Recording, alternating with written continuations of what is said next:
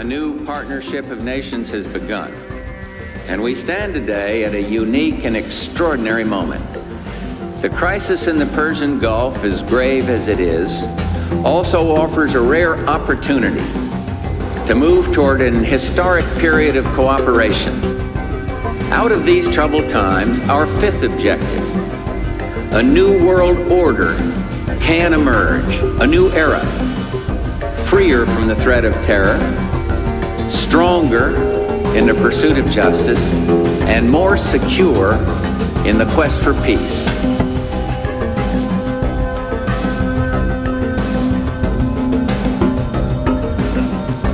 Certain that we stand at a defining hour. Halfway around the world, we are engaged in a great struggle in the skies, and on the seas and sands. We know why we're there. We are Americans, part of something larger than ourselves. For 2 centuries, we've done the hard work of freedom, and tonight, we lead the world in facing down a threat to decency and humanity. What is at stake is more than one small country. It is a big idea, a new world order, where diverse nations are drawn together in common cause to achieve the universal aspirations of mankind: peace and security, freedom, and the rule of law. Such is a world worthy of our struggle and worthy of our children's future.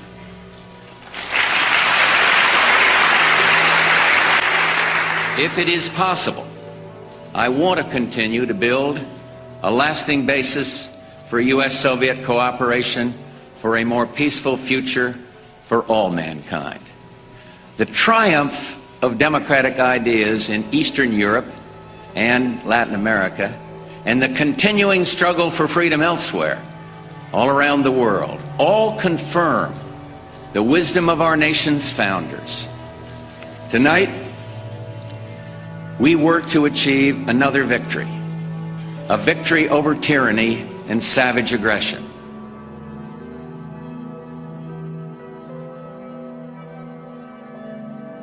Then spake Jesus to the multitude and to his disciples, saying, The scribes and the Pharisees sit in Moses' seat. All therefore whatsoever they bid you observe, that observe and do. But do not ye after their works, for they say and do not.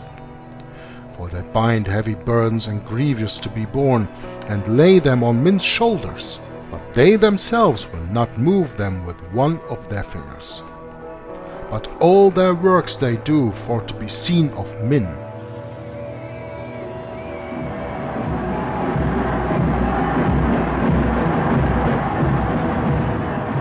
I could see from afar, looking up Wilhelmstraße towards Unter den Linden, how those 100,000 of people, when they passed Hitler, they just became completely delirious.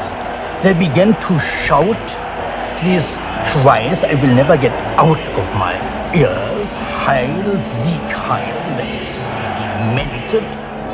And here I got confirmation how those irrational forces, uncontrollable forces in Germany, in the Germans, had erupted, had broken out, were running riot, were departing, marching on.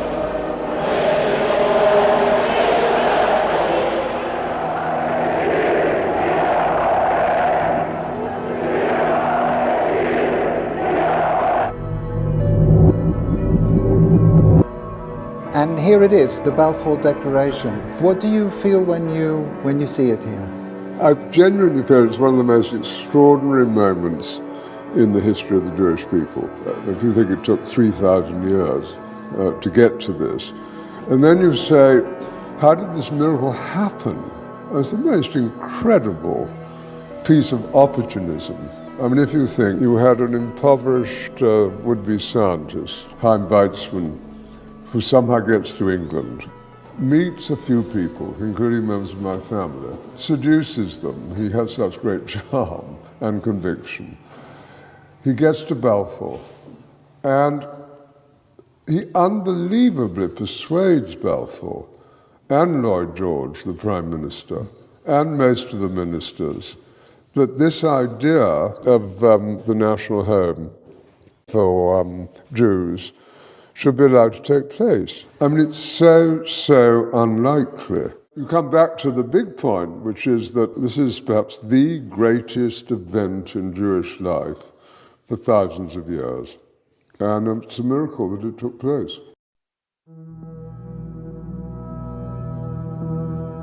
And the beast was taken, and with him the false prophet that wrought miracles before him, with which he deceived them that had received the mark of the beast and them that worshipped his image. These both were cast alive into a lake of fire burning with brimstone. And the remnant was slain with the sword of him that sat upon the horse, which sword proceeded out of his mouth, and all the fowls were filled with their flesh.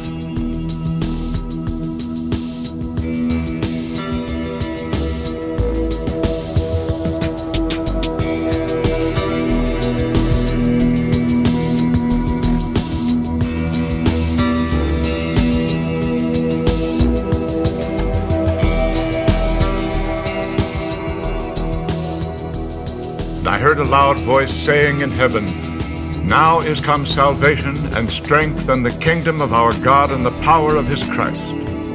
For the accuser of our brethren is cast down, which accused them before our God day and night. And they overcame him by the blood of the Lamb, and by the word of their testimony. They loved not their lives unto the death. Therefore rejoice, ye heavens, and ye that dwell in them.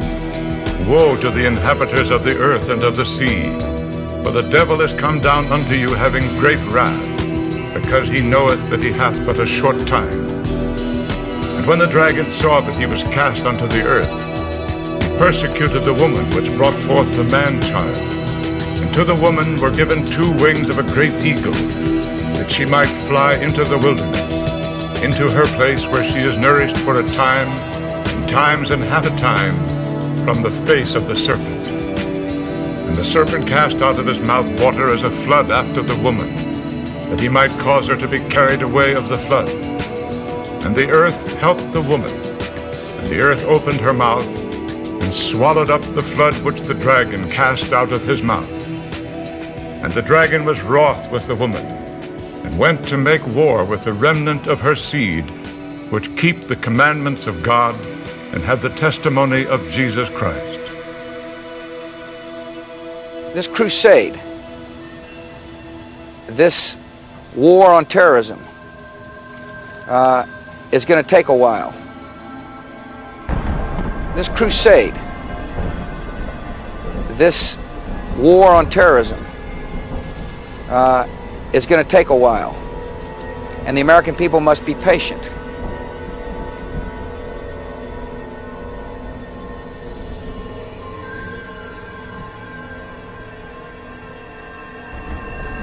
Now, as you may know, my running mate, Tim, is Catholic and went to Jesuit schools. And one of the things he and I have talked about is this idea from the Jesuits of the Magus, the more, the better.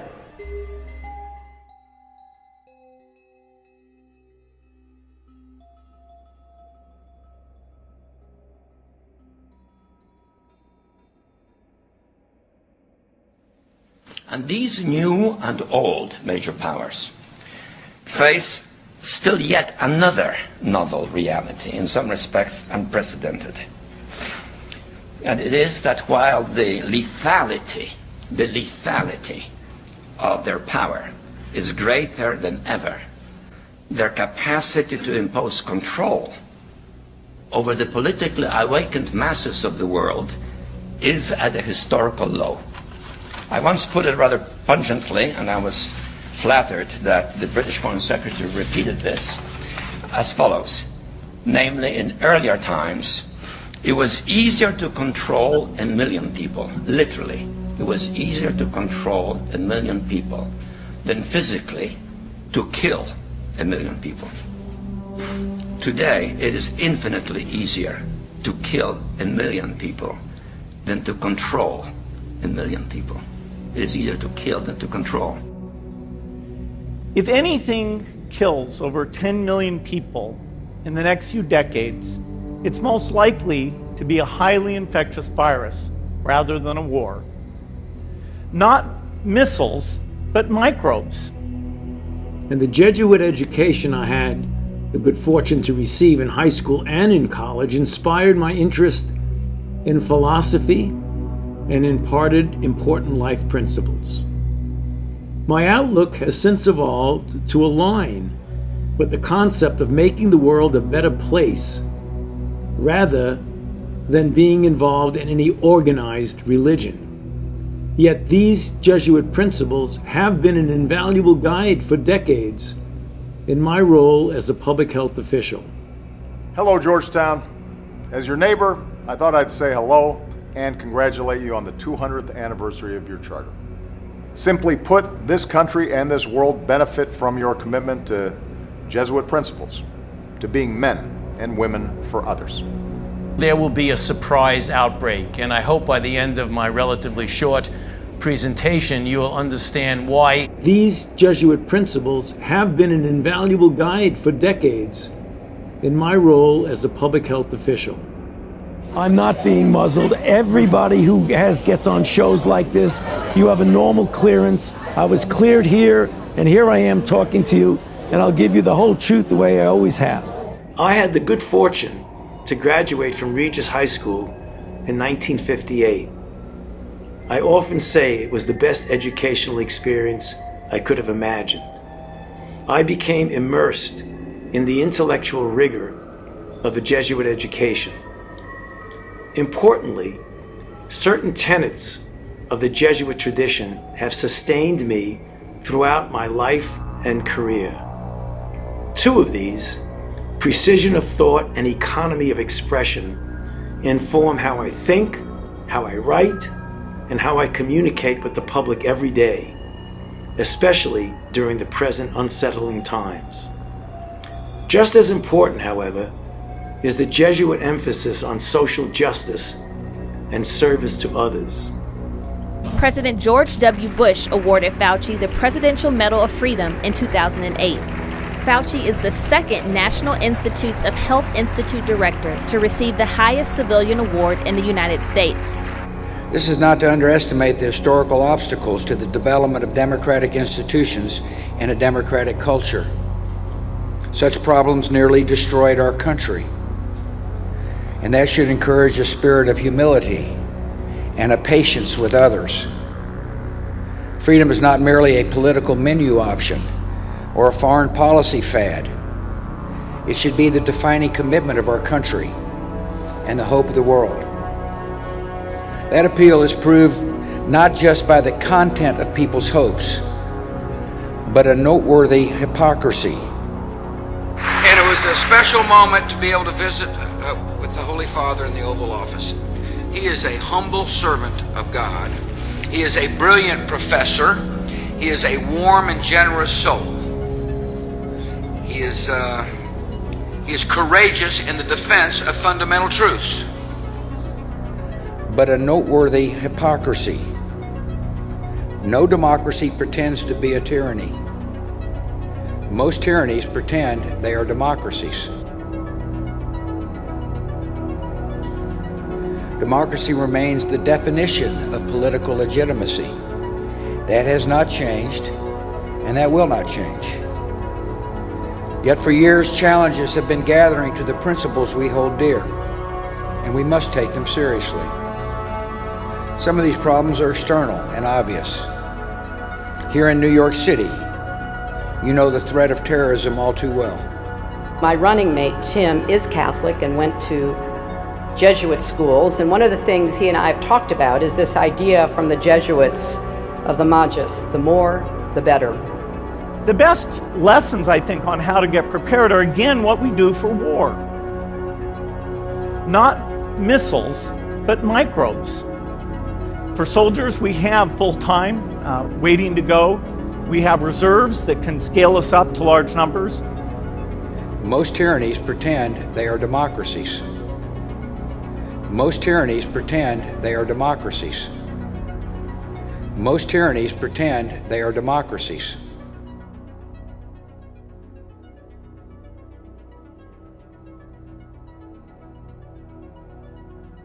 We're going to start out with 9/11 because this is the anniversary date of September 11th, 2001. And of course, not very far from here where I live, they have a big memorial down at Shanksville. We're going to talk about that. Shanksville, Pennsylvania. And we're going to talk about that also. So we've got Michael from Germany has put some beautiful aesthetic, means pleasing to the eye. He's got some beautiful illustrations and photographs of 911 on the PDF. So hopefully we'll track with the PDF as we go here.